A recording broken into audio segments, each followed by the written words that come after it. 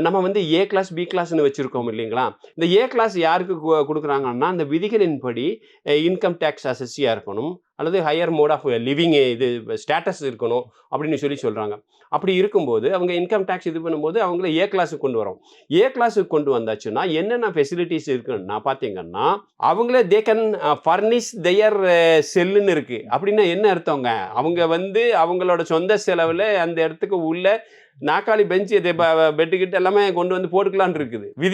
விதிகளில் சொல்லுகிறது. அப்புறம் சிறையிலிருந்துமே அவங்களுக்கான இது குடுக்கணும்னு சொல்லி இருக்கு. அவங்களுக்கான காட்டு, மேட்ரஸ், எல்லா பில்லோ இது எல்லாமே குடுக்கணும்னு இருக்கு. அதே மாதிரி பெட் சைடு பார்த்தீங்கன்னா, சைடு ரேக் விதிகளில் உள்ளது. நான் அதாவது 1985ல நான் ஜாயின் பண்ணும்பொழுது, அப்பொழுதே பார்த்திருக்கேன். ஏ கிளாஸ் சிறைவாசி பாதல்னு ஒருத்தர் சிறைவாசி இருந்தாரு தெரியுங்களா? பிரகாஷ் சிங் பாதல். கோயம்புத்தூர் ஜெயில்ல தான் வச்சிருந்தோம். பூந்தோட்டமா இருக்கும். அவரு என்ன ஃப்ளைட்ல இருந்து அவருக்கான பூஞ்செடி விதைகள் எல்லாம் ஃப்ளைட் மூலமா வரும். ஜம்மு காஷ்மீர்ல இருந்து வரும். பார்த்தீங்கன்னா, அந்த அந்த பிளாக்குள்ள போனாலே அவ்வளவு ரம்மியமா வச்சிருப்பாரு.